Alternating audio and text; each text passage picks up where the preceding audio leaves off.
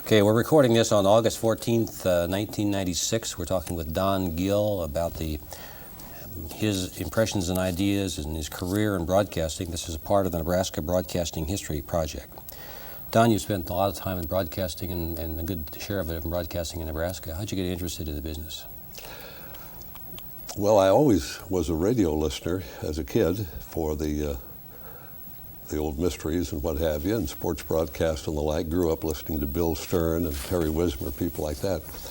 But I guess the turning point, if there is such a thing, came when I was taking some speech courses in college in Kansas, and I was encouraged to enter a debate contest, or a forensic tournament, I guess it was, and one of the things was called radio reading, one of the contests, and I got second place, but it was against a lot of schools throughout the Midwest and a lot of Big 8 schools and the like, and it kind of thought, well, gee, that wasn't so bad.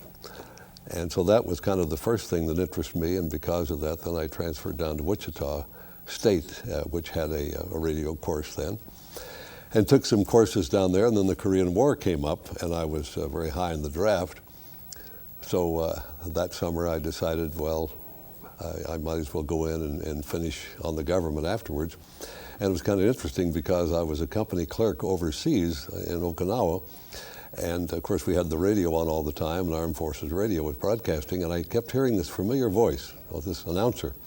And it finally dawned on me one day that it was my old college friend from Wichita, and I called him up, and he said, hey, we're looking for announcers here. He says, come on up, we'll get you an audition.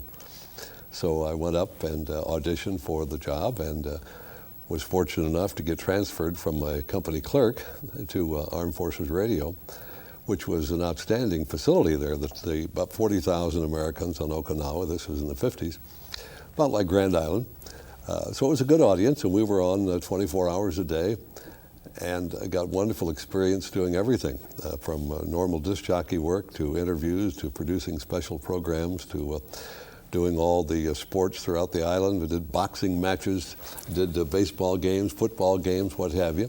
So it was kind of an interesting situation that as things develop, having that contact over there gave me a shot at it. And then when I came back to after discharge, well, it was interesting. Just before I was discharged, I got a letter from another college friend who had remembered that I used to be a pretty good softball pitcher, and I had pitched a game for his team in Concordia one time when I was working in the summers in Kansas, and he said, the owner of the brick plant's putting in a radio station at Concordia.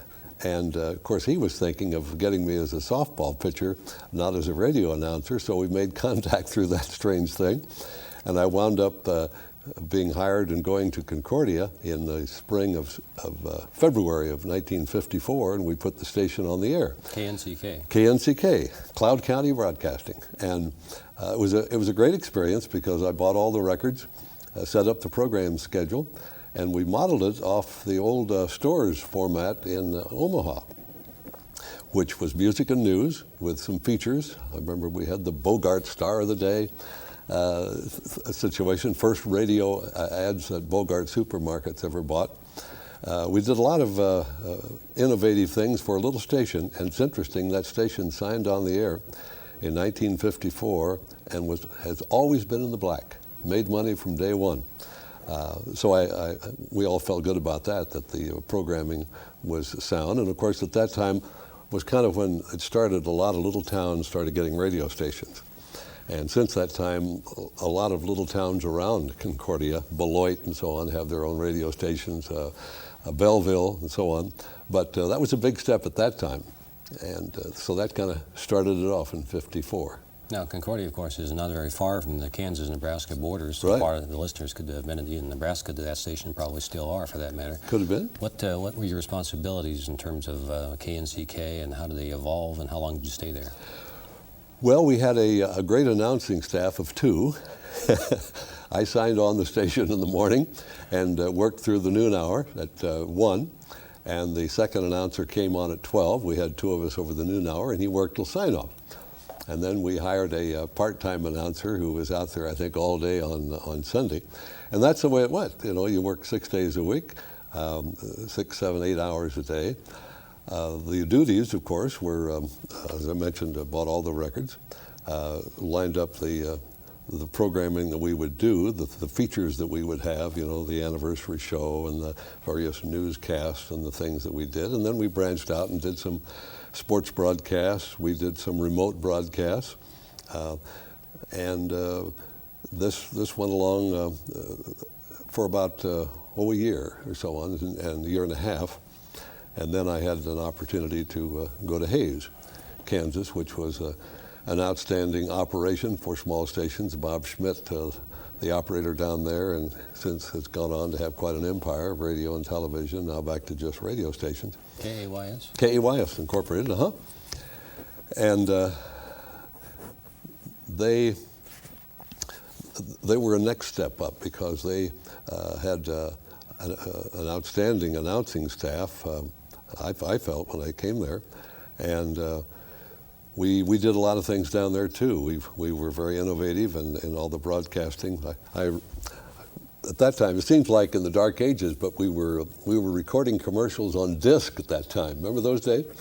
That was a kind of an interesting thing when you record commercials on disc, you know, and you foul up and then you have to do them again. So when the announcers are playing commercials then on disc, there'd be several discs all marked off, you know, where you'd made a mistake or so on. But it was quite a challenge. Then I remember seeing the first, what were they, McKenzie units, ahead of the Spotmasters, the old tape loop that you put a piece of magnetic tape on there, which actually stopped the tape when it came around. You had to loop them over the head and so on. That was quite an innovation to have spots that you could tape and tape over again and use those cartridges. But they would ball up once in a while in the head. But that was kind of interesting to see come along. How long did you stay in Hays? Hays, 5 years, and was there through the time when we got television. Television came on, and I started doing the Sunday night weather on television along with my radio duties. But at Hays, I was everything from program director, one time briefly news director, and we did a lot of sports. That was probably my most active sports time up to that point, because we did high school, two high schools and Fort Hays State. And so there were two of us, Kay Melia and I, Kay, a longtime Kansas broadcaster, and we kept awfully busy. So what was the next step after Hays? After Hays, I was kind of in a restless mood a little bit that I wanted to step up, and I made a contact with a gentleman in Missouri who had a station that he just put in Fort Collins, Colorado. And the appeal of Colorado was such, and the opportunities it seemed like with starting a new format out there in a very big market that had only had one station for years, and suddenly here's a new one. And I went out there as a combination salesman and morning announcer. Unfortunately, what I didn't know, that I was about the 25th salesman they had in about a year. And it was a very tough market, and we struggled. So that was my first disappointment in broadcasting. That didn't last very long. What was the station?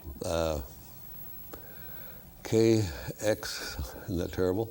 Can't even remember. Okay. But we were battling a long-time entrenched station, much like KFOR in Lincoln, long-time local station that had a very loyal audience, and we were coming in with kind of a music and news approach. The staff we had was very great. A lot of the announcers went on to be big-time disc jockeys in the 60s, but it was a struggle. And so when Bob Schmidt bought Goodland, Kansas, and my old friend went up there as manager, why I was very receptive to the idea of coming back to western Kansas, to Goodland, where I was for 5 years. And that was a very good move, because KLOE? KLOE, that was an interesting buy, in that I think Bob Schmidt bought that for $50,000 cash, and it just sold recently for $1 million. So the station's done pretty well in 30 years. What year was it that you went back? I went there in '60, and 1960, the latter part of 1960, and was there until we bought Alliance in the fall of 1966. And that was a little tough. We were very entrenched in Goodland. I was president of the JCs, and very active in the community, and my wife was the welcome wagon hostess, and she taught school, and our kids were both the two daughters were in school and very happy, but the opportunity came to go to Alliance. Schmidt bought the station at Alliance, and it was one of those situations. It was kind of awkward. It was kind of interesting because you couldn't show ownership before it actually took place. So it was almost in the dark of night. I moved to Alliance without any real announcement, and took over as manager there before the official announcement was made, which was kind of tough because didn't get a going away party or what have you, but went up to Alliance and took over, strangely enough, for Jim Ballas. Jim Ballas, who later would wind up as an engineer at Nebraska ETV. But Jim had gone on to work for Kurt Gowdy at Laramie, Wyoming, and the station was a community-owned station, about 30 stockholders, and they'd only had Jim Ballas as their manager, and they decided that if he was going, they didn't want to mess with it, and so they decided, well, let's sell it. So I went up and took over there, and then the ownership finally came through a couple of months later, and was officially in there. Was this your first manager? Management? Yes, first time as manager, right. And I was in '66. And of course it was very similar to what I've been doing. I stepped right in, started opening up the station in the morning and selling through the day. And my wife was keeping books and do the play-by-play at night. And of course, when you're in a small station like that, it's hard to get away on vacations, and you're afraid to, when you leave on the weekends, you never know if the weekend people are coming in. But again, in Alliance, we were very well entrenched in the community. I was president of the Chamber of Commerce 1 year, was on the Industrial Planning Committee, and my wife was a teacher there for a while. This is KCOW. At KCOW was the station, Cattle Capital Radio. And I always thought that was rather strange that it was KCOW, K-Cow. I remember we had that little, you ever hear that little thing? One of those things you turn over and it goes, bleh. It's kind of like a calf bawling. That was what our call sign. We'd do this thing, bawl and turn over, and KCOW, Cattle Capital Radio. But our letterhead, strangely enough, was not a cow. It was a bull. It was a bull, which I thought was rather strange. And here was this letterhead, had this big picture, obviously of a bull, and it was KCOW. So I was surprised in the cattle country that they didn't know a cow from a bull. But so that's KCOW. How long did you stay in? Was there 5 years, and then our company bought the radio station at St. Joe, Missouri. Very big station. That was the first big station that our company had bought. And I went there as assistant manager. KFEQ. And again, it seemed to be a progression there. But we were not really happy. I guess the years, we became Nebraskans very quickly somehow. Really loved Nebraska. And family was not all that happy there, and the Missourians at KFEQ seemed a little hillbilly to me. I don't know, even though it's far from the Ozarks, but they were a different breed, just not very far across the river there. They were a different breed of people, and it was a big farm station, and we changed some formats and did some things down there. Started making money, did very well, but when my longtime friend from Kimball, Norton Warner, bought KLIN in just a year later, we talked, and he said, how'd you like to come back to Nebraska and do the football and basketball? He says, I'd like to get out of this arrangement where the television sportscaster was their sportsman. I'd like to have my own sports person. So we talked it over, and the family was excited about coming back to Nebraska. And we came back here in 72. Came to Lincoln in the spring of 72. So it's been 24 years. What were your responsibilities at the KLIN in regard to the day-to-day material as well as the sports operation? Yeah, again, wound up as the morning air personality. And of course, we branched out and started doing a lot more in the way of sports, interviews, remote broadcasts, and the like, daily features, and what have you. So it was pretty much a sports and morning man situation. And we started a lot of things, I think, that were good. For example, at that time, KFAB and KFOR were both covering basketball, but they didn't go on the road and for non-conference games. And if Nebraska would lose at the first game of the Big 8 tournament, they'd come home. Well, we stopped that. We started doing all the games at the Big 8 tournament, and we started doing all the road games, and kind of changed the attitude. The other stations had to come along and do that. So I felt good about that. Nobody had ever gone on the Big 8 Skyriders tour, so I started going on that and giving reports daily, which was good. We started doing daily interviews and player interviews and what have you on that. We started covering things like the state track meet.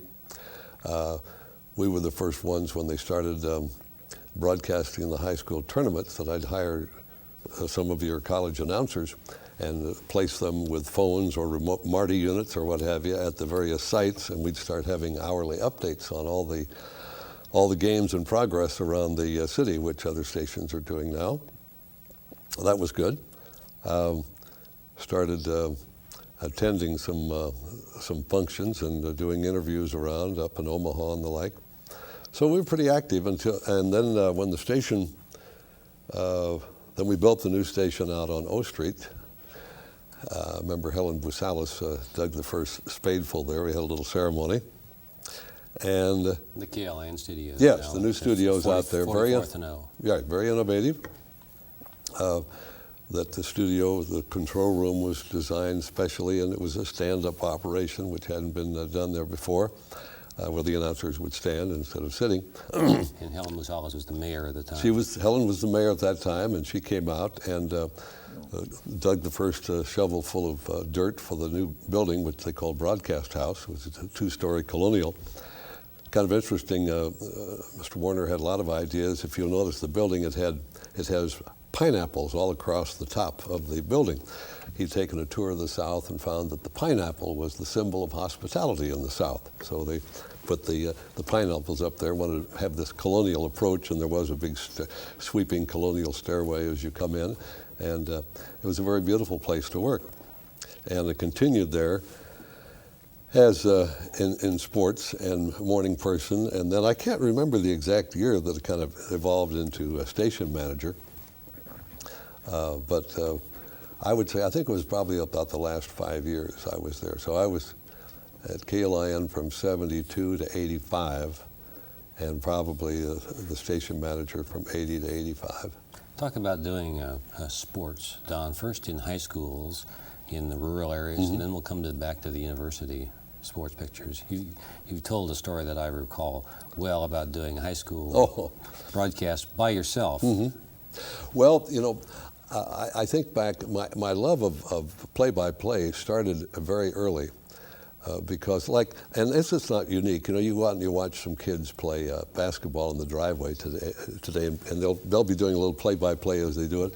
I did that early. I remember we had the carpet in our home when I was a kid was big squares, and I'd mark out a football field in chalk and the 10-yard markers, and I made little markers along there, and I had all these marbles, and I had all of the the marbles were a little different for the backfield players, and I had them names of all college players that I remembered from the radio. And I used to have these elaborate football games with these marbles when I don't know, 10, 12 years old and so on. That graduated to some of the larger board games that came out. I remember they had radio football and radio basketball and the like, and would always do the play-by-play on this. So it was always kind of natural to do that. But in high school, it's interesting when you're a small station doing it by yourself that you have to set up the gear, which has gotten better over the years, but in the old days you were the victim of telephone cutoffs. And I've told that story, that you have your telephone there by, and you may be in the middle of a high school gym with people all around you and stuff, and you're trying to do the broadcast. And it's very easy sometimes for some little kid to come up and hang up the phone. And of course you don't know it. In those days you didn't know it for quite a while. And sometimes, as I told your students, I said the best way that you can tell you're off the air is when you see the sheriff or a police officer come in the door of the gym and start looking around. You know you're off the air. And we had some of those situations. And Bob, why do you know that when you see the sheriff come in and start looking around Well, the gym? because usually would leave the instructions for the announcer, if you had any problems, to call the sheriff or call the police or call the school. This is the announcer back at the station. Yes, the announcer back at the station to do that. And so the sheriff was supposed to then tell you that you were off the air. Yeah. And the only way they could do that, of course, would be to walk into the gym and to find you. Yeah, lots.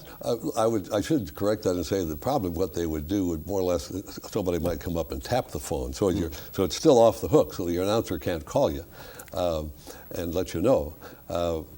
Things have been refined a lot since that time, and it's a little easier. But there were a lot of those ball games where we were in very close proximity to the fans. That's always interesting. It's really a kind of your trial by fire, when you're broadcasting and people will come up and yell obscenities, and then run. Well, what can you do? I mean, you're there by yourself with your microphone, and you can shake your fist at them and make some remarks about, well, there certainly aren't many good sports here at so-and-so high school, that type of thing. But not very easy to block off that kind of stuff. It looks funny now, but it was traumatic at the time. When you had got the opportunity to do the University of Nebraska sports, what was the system, the network, the KLIN origination that you had inherited at that point? What had been done at that point? You mentioned the television announcer doing the broadcast. Right. There were two networks at that time. KFAB had been doing it since the 30s and so on. WOW was also originating. And there were two networks. There was the Cornhusker Network with KFOR, and then KLIN had the Nebraska Football Network. And as I mentioned, the announcer had been the sports director at Channel 10 for years. People like Tom Hedrick, Bob Zenner, and Walt Brown briefly. And so when I came along, I was the first full-time sports person, and we started trying to court the stations a little bit and expanding. We were the first ones to start getting out, and we added a station in California, and we started picking up stations in South Dakota and promoting, getting with the Alumni Association and getting some broadcasts on special Nebraska days, at various communities around the country. And so that was kind of new, where we were able to expand out past the state borders. And the new, when the network went to solo origination in 1985, they inherited many of those stations that we had developed. But we set up a format, improved on the format where stations knew what was coming and knew where their breaks were. We expanded the pregame and the postgame situation. Of course, now it's almost to the point of ridiculous, where people are starting so early in the day, 3 and 4 hours ahead of time, and going. But we did some things, for example, that hasn't been carried on. It's too bad. I started up a feature called Nebraska the Way We Were, and so we did a 10-minute feature as one of our pregame shows where I would interview a former Nebraska player. And over the years, interviewed a lot of them, from the old timers like Ed Weir to some of the current ones. And it was most interesting to hear how, to me, and to our listeners too, I think, about how Nebraska teams traveled by train, or how they were recruited, or how was it the Rose Bowl, or things like that. So that was a nice feature. We kind of expanded things like that out, and started offering stations more opportunities to have adjacencies around those things.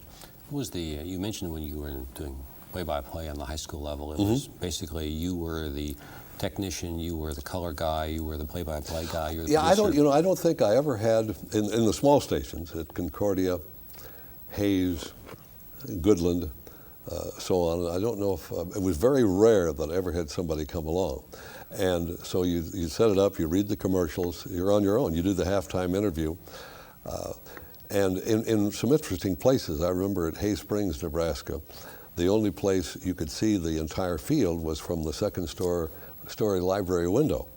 And so I remember doing the broadcast there one night of St. Agnes High School in Hay Springs from the library window.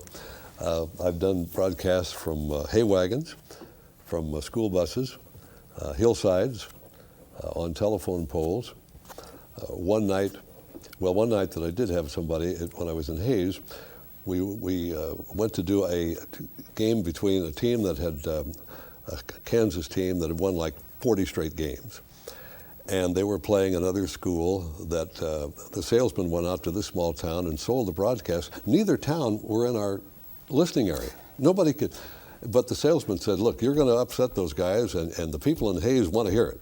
And so here we were broadcasting a football game of two towns that neither town could hear us. But we got up to the ball game, and it was a cold November night. The wind was blowing, it was around freezing, and we couldn't find our line. And we finally found that the phone company had just put a bare wire on a telephone pole in the end zone.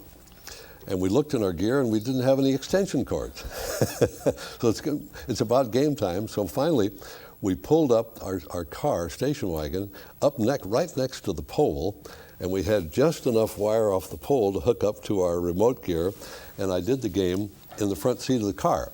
And the station manager sat behind me doing the commercials and giggling the broadcast, because we're in the end zone, and a strong wind was blowing, and dust, and it was cold, and you really had to, you talk about simulating a ball game. You had no idea really where it was, and so things like that, I think, kind of test your mettle. So when I got to the hospital-like atmosphere of Nebraska play-by-play, it was a piece of cake compared to those days. And I used to kid the young broadcasters that you really learn the game out in the field.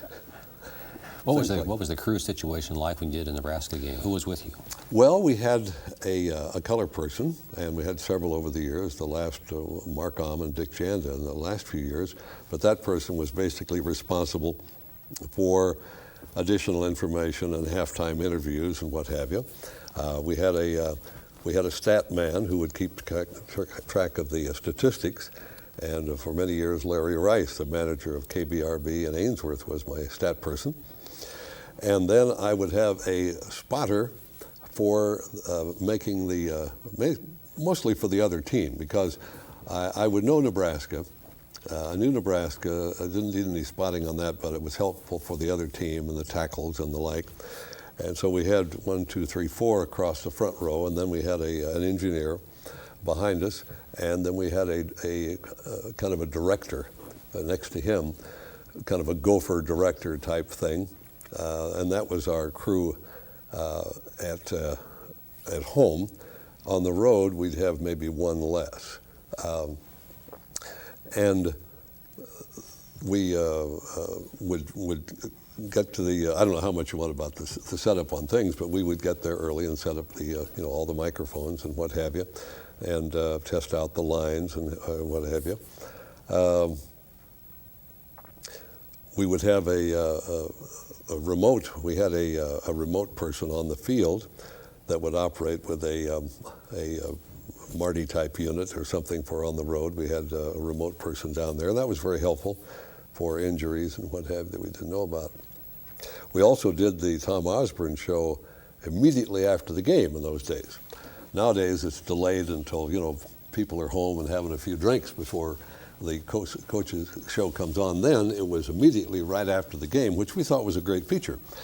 And so the color man would leave the booth with a few minutes to go to work his way down, so he would be right there because it'd just be a very few moments after the game and we'd be in the locker room. Later, as it went along, the last couple of years, when we changed some color people and so on, we had the color person stay, and I would leave immediately afterwards and go down, and we had a short scoreboard show to give me time to get down there and do the interview with Tom. And we had an exclusive situation there. Today, of course, all of the radio and TV stations have access to the coach after the game, and then later it's on the radio. But that was interesting because we did a lot of those shows wherever we could set up the line, and most of them were in the bathrooms or locker rooms. And many times they would be be right there in the lavatory, and you'd hear the toilets flushing and the showers running and the guys yelling and what have you. But it had a sense of urgency to it and live. So that was kind of fun. What were some of the memorable broadcasts that you can recall from the years of doing Nebraska football and basketball? Well, we had a lot of them, of course. I remember a game that KLIN still broadcasts once in a while when they play Oklahoma, the first win by Tom Osborne over Oklahoma. I think that was in '78, and that was a big one. I remember going back to Penn State, that famous one. Remember the cartoons about the field that was elongated on the side in the end zone when a couple of important catches were made, obviously out of bounds. In fact, when we rebroadcast, I later did the football show on television, and when we rebroadcast that Penn State game, that was one of the biggest audiences we'd ever had to that, because people wanted to see it again. Of course, we gave away, one of the great premiums was T-shirts with that elongated field, and very popular.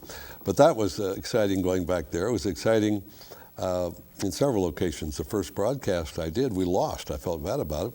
Went out to UCLA, and Nebraska had that long unbeaten string. They'd had a tie in there, but 30-some games without a loss. And then Mark Harmon was the quarterback that day. Tom Harmon's son later became an actor, and he was the quarterback. And UCLA kicked a field goal in the closing moments and beat Nebraska.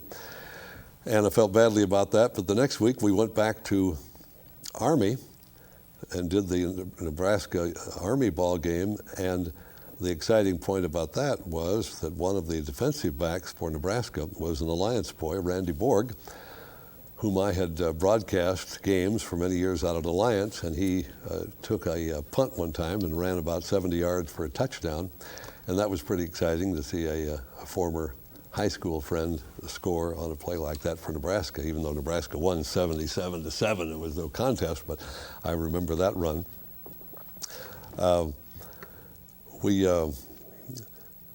Basketball, Nebraska, of course, didn't have a lot of great days in basketball, but it was fun because Nebraska had a lot of players that were not expected to be great and so on, and some would come out of the woodwork sometimes and play very well.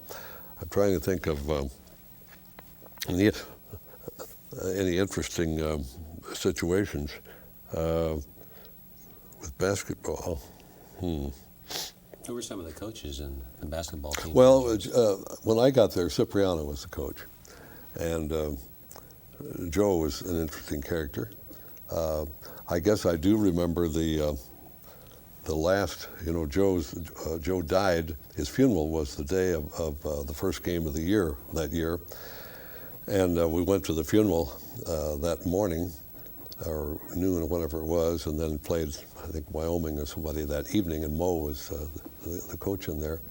And That was rather traumatic the last times when Joe was around, and of course he was going through the chemo and wearing a wig, and he was a great joker about it, and he took it very well, and he would kid himself about that. But that was kind of traumatic going through that last period.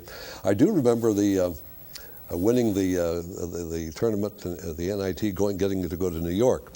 They hadn't been to New York since the 60s and got into the NIT, and we played those, 4 or 5 straight games right in Lincoln because they had huge crowds. And I remember them playing Sinatra's New York, New York in the background. In fact, I had recorded it and put it on cassette and took it down for them because they asked for it. And they played New York, New York, and people were just ecstatic for quite a while. We went back to Madison Square Garden. That was in probably 82 or so on. I remember that was unfortunately the only year in the NIT that they didn't have a third place game. So Nebraska lost the first game, and then I didn't get to do a second game there. But that was kind of fun. We developed quite a camaraderie between the play-by-play people. Kent Pavelka and I would often travel together or visit. Dick Perry and I. Later, who was the one that followed Perry? Ray Scott was in there at one point. Who? Ray Scott. Ray Scott briefly, yes. I can see him, but I can't recall. Anyway, we would often travel together. Lots of times stay at the same motel together. Set up at the same time and what have you, and often have pizza after the game together and so on. So there's quite an interesting camaraderie. It was, for a non-basketball school to have 3 schools doing play-by-play, it was quite a thing. You all went to University of Minnesota one time, as I recall, and yes, got together. Yes, that was Cooperative venture. Yes, the game was secondary to that one. We went up to Minnesota. We were all staying, Pavelka and I, and doggone it, I can't. That's terrible. I'm trying to think of the other announcer that was in that period. Anyway, we were all at the same motel, and also Mike Babcock of the Lincoln Journal-Star was there, and so I had rented a car, and it was a small little kind of a sports car. It was a Camaro, had a little tiny seat in the back. So I said, well, come on, I got the car, and I know where the deal is, so we'll ride out together. So we left. We thought in good time, a couple hours or so on before the game, maybe 5:30 even, maybe 2.5 hours. And we had Mike Babcock in the front seat, with his legs all up, and we had Pavelka and the other announcer in the back seat. And so there were 4 of us all crammed in with our gear and what have you. And we took off. Then it started, the sun was going down and became dark. And I was lost. I got lost. And we drove and we drove and we drove, and we just can't find it. And we knew the campus was up here somewhere. And so finally I pulled into a McDonald's to go in and ask, and I always remember my line. Came back to the car, and everybody's getting kind of anxious then, and what did he say, what did he say? And pardon the ethnic slur here, but I said, 2 million people in Minneapolis, and I get a Pakistani who can't speak English. So this guy, when I'd gone in to ask him, I don't know. He didn't know. So we got back in the car and took off again, and Pavelka's getting nervous, and he said, gee, Lyle is probably calling the station now already, Mr. Bremser. And so there was a great deal of consternation as we drove, and finally, we got on campus, and I finally, in the middle of an intersection, I stopped the car, jumped out, ran over to a student, and I said, I'll give you $20 if you can take us to the arena, McWilliams or Williams Arena. And so, of course, he took the deal, and I got back in the car, and of course, Pavelka, Tim Moreland, that's the other. Tim says, he's not gonna take us, he's gonna take off. He says, we gotta crash the car, wreck the car. That's the only excuse we'll have to our bosses that we couldn't get the stadium. And he was serious. But I followed the student, and he did take us right to the stadium. We pulled up on the grass, piled out, carrying all the stuff. We had minutes to spare. And of course, the ticket taker there was, trying to stop us. Well, no, we flashed our credentials. We got to get in. So we all raced up. 3 guys, the warm-ups were going on. In fact, I think they'd just gone off the court after the warm-ups, and we're waiting to come back on, and so we're hastily hooking back up. And we all got on the air just as the team came out to play the game. But it was quite an exciting time. Mike Babcock wrote a wonderful column about it in the paper, and it was very funny. It's one of those things where you read later, it's just so funny, and I look back on it today. At the time, we were all worried because we all had responsibilities, and it looked for sure like we were going to miss the whole game. I mean, that had never happened. That's a cardinal sin to not get to a game. But now it's funny. What's your general impression of how sportscasting changed during the time that you started, when you started in Concordia, through the time that you did the Nebraska Network? Well, of course, the people have gotten much more competent, I think, and the equipment has gotten so much better and allowing to do things. But I was always concerned about some of the broadcast things that others weren't. I'd hear high school games. I still hear them today on a cold night, the guy is sitting inside a closed booth, and you don't hear the crowd, what have you. I would always carry along, put out outside microphones. I remember one stadium I was at, the windows were all solid, and I couldn't get any microphone out, but there was a BB hole over here. Someone had shot a large pellet through one of the glass windows, and I got my microphone and taped it to that BB hole, and I found that I could crank it up and get a little crowd noise. But nowadays, of course, there is much better equipment. As I mentioned, the young people coming into it are much more knowledgeable. They're much more statistic-oriented. I think they kind of lose the personal touch, and I think there's almost too much talking myself. Nowadays, the color person goes along, and the commentary person, and the play-by-play man just barely gets in the action, and the color person has to fill this long running off the mouth sometimes, replaying every play in its entirety in detail, instead of what I always thought the color person was to do, was to supplement, to see things that I couldn't see during the game. Don't just tell me what I said, but look around for some things going on that added up to that play. So but the competency is much higher. The equipment is better. The fans are different today. Obviously, they want to know more and more details about it. So probably a lot of the old things won't apply. But still, I think the basic things that I used to tell students years ago, I think still applies, is that if you give them the time and the score and the advantage often, by advantage I mean who's ahead, who has the ball, who's in control, who has the momentum, what the score is, how much time is left, they'll love you. Now you can develop your style and your little phrases if you want to along the way, but if you don't give the basic stuff, they're always going to be unhappy about it. So even a person with a poorer voice, I would say, or a weaker voice, can have fans and people love the deal if you have those ingredients along the way. It's interesting. It just started here in the last few years. Something I wrote the networks years ago on television. I said, why is it you never give the score or the time on these television broadcasts until you have a commercial? And sometimes you'll go 20 or 30 minutes without knowing what the score is. And why don't you put it up on the screen? Electronically, you could do that. If you had like an egg timer or something, every 2 minutes the score of the deal would come up. Well, in recent years, you finally started seeing Fox started doing that, and ESPN does it now. So when I see that in the screen, I feel kind of good about that, because as I wrote the networks, I said you would go into, let's say you're at the airport, you come into any place that's got a TV set or the bar or the like, and the first thing people say, hey, what's the score? What's the score? And I always figure it at home. Wherever you have people coming and going in and out, somebody comes over to visit, you go out of the room, the kitchen, you come back, what's the score now? You go to a ball game. What do people, basketball, football, what do? They watch the play, they look at the scoreboard. They watch the play, they look at the scoreboard. Basketball or football. So the time and the score are very important. And so that has come along, at least on television. I feel good about that. And you listen sometimes to radio broadcasts, and if you have a broadcaster who is not keeping you informed on those basic things time and again, you get kind of uneasy. You feel like, what is the score? And so I think that's improved along the way. I like that.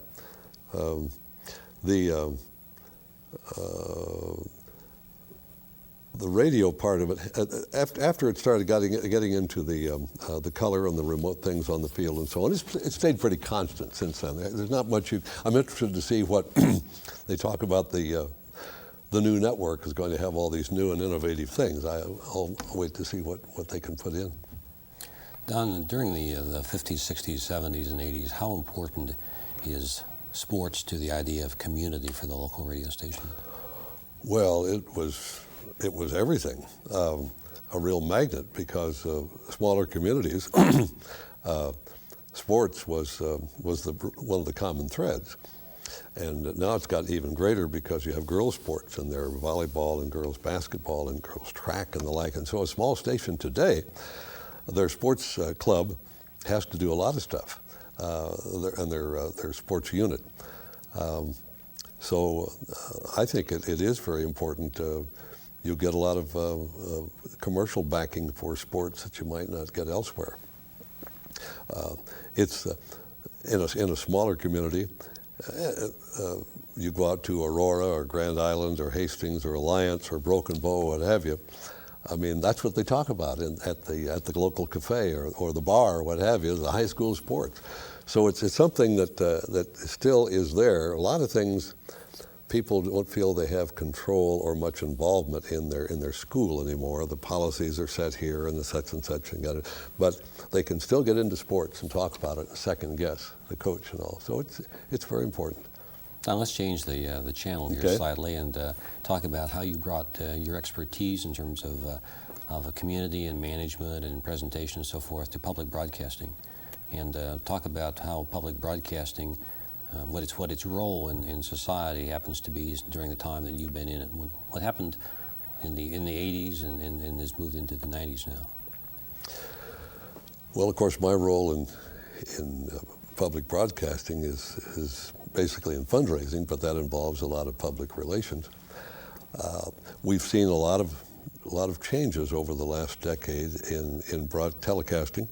All of the cable channels coming along, public broadcasting no longer has the franchise on nature shows, on certain documentaries and what have you. Cable has exploded across the land. There are a lot more choices for people out there.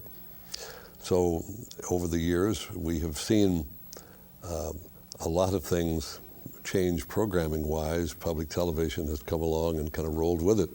And programs that are big fundraisers for us now are more unique things.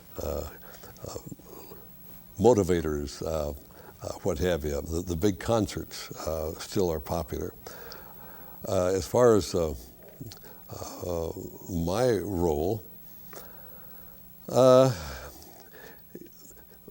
think that what I've contributed anything, along with the fundraising and announcing abilities and so on in public relations, living in small communities in western Kansas and western Nebraska, I think it has helped me visualize the audience across Nebraska more. I was born in a big city, so I know big cities. I'm comfortable in Lincoln and Omaha. But having worked in smaller communities for a couple of decades of my broadcasting life, you kind of have a picture of your audience out there, what they're interested in, what's important to them. For example, I've done the MC work at the Community Awards Banquet for almost 20 years now. It's the State Department of Economic Development has, and I feel very much at home out there with those people, and they feel very much at home with me. So we try to keep that in mind, because a large portion of our viewers are in small communities, the rural areas and what have you, and we've got to keep that in mind. That's one of the things we're happy now with some of our broadcasts, like Statewide, which is our first statewide newscast we've had on public television, and it's mentioning these towns and giving reports from some of those communities and so on. That's very important. How is the sense of community to expand that for a statewide network comparable to what you recall as community for a local radio station?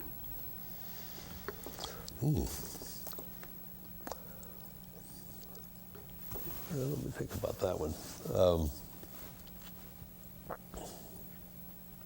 Well, probably much of it is somewhat similar. Why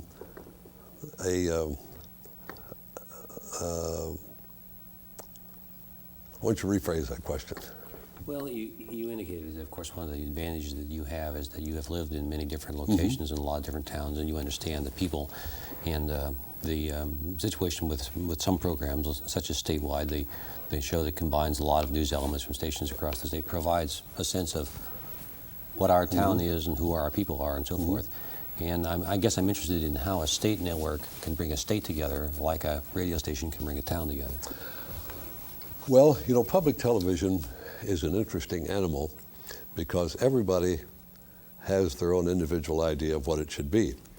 For example, the folks at PBS have their idea of what public broadcasting is. The network executives do. Here, I have my idea.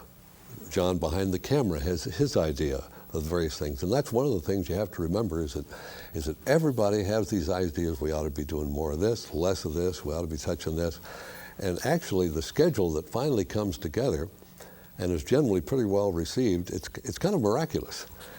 We think of that in fundraising because, you know, we have our fundraising times and PBS and local stations put together their programs and what a chore I sometimes have to remember it is to put together a large national program that will meet the needs and appreciation of the wide audience. So that's about the biggest challenge you face is what should go on. Then you have a mission.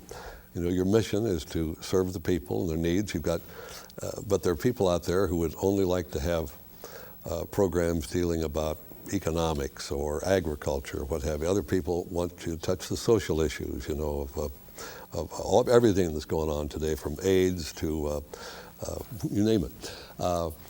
Then you have those that just would like to have entertainment, would like to have Victor Borge and Peter, Paul and Mary or Glenn Miller programs on all the time.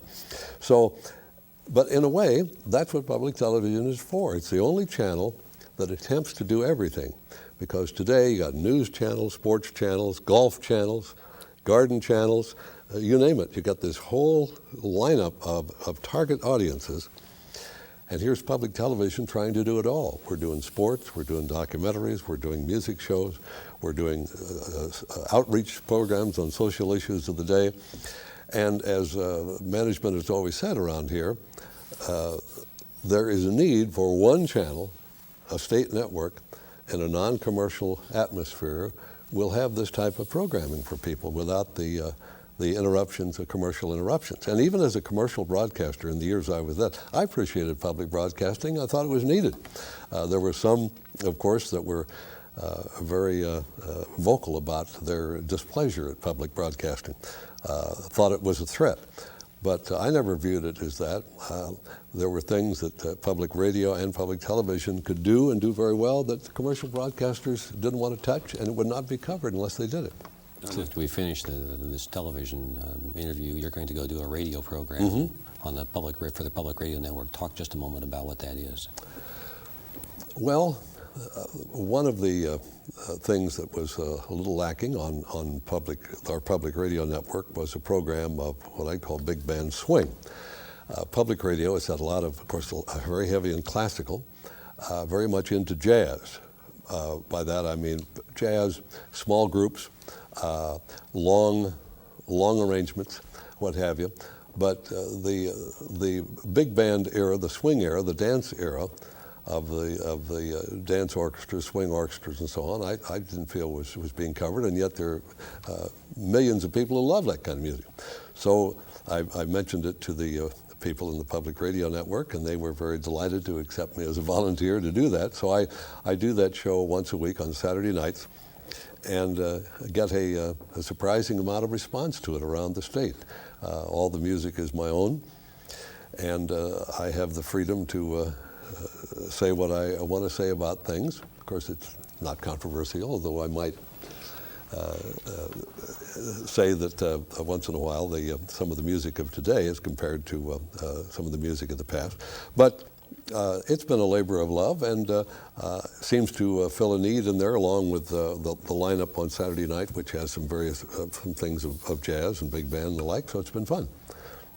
Now, you mentioned that you get an interesting response from this because it is sort of unique in terms of what's offered to people at this stage. How does that uniqueness of people who are attracted to that particular program that might not be attracted to others kind of help you as a guy who works in raising funds? Well, we are all given a boost by the letters and the comments and things we get. On our pledge drives, of course, with radio and television, we get an immediate boost. They call right in, and we'll pledge thousands of dollars on a particular program that they like. So your vote on some of those is instantaneous.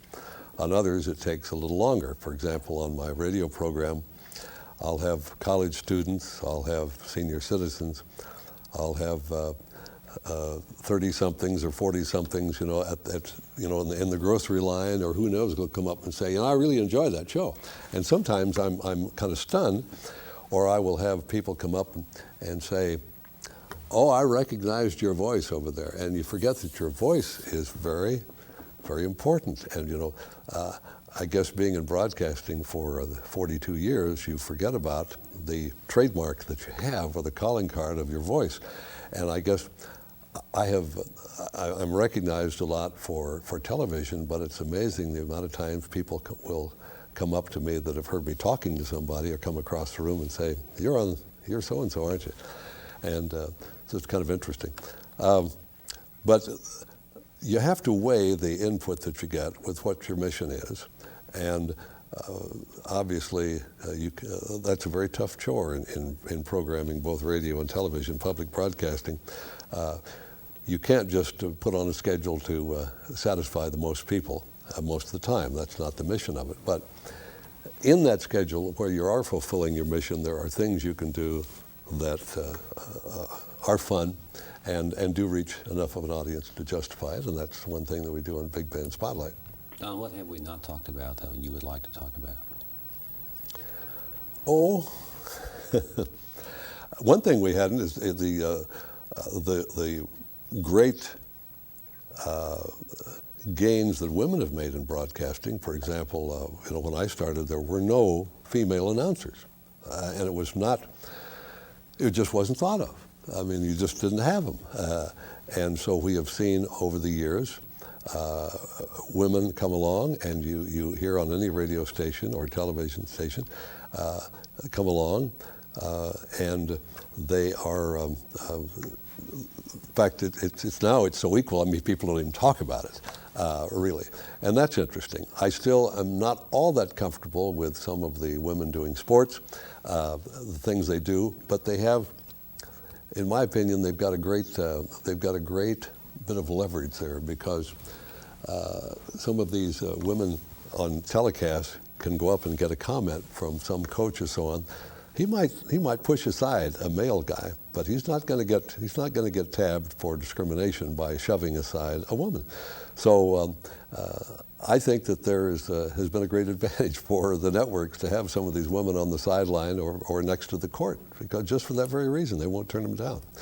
Well, that's just kind of, but on the positive side, it has opened up a lot of opportunities in radio and television for them.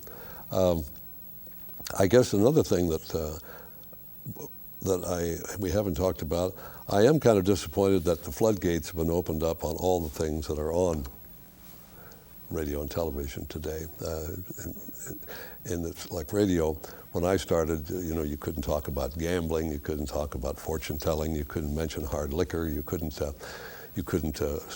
use profanity, what have you. And today, especially in the larger cities, you turn to go across the dial, and you hear the off-color humor, the profanity, the talking about body parts or what have you. It's just a common deal. I don't feel comfortable with that. I don't think it has its place.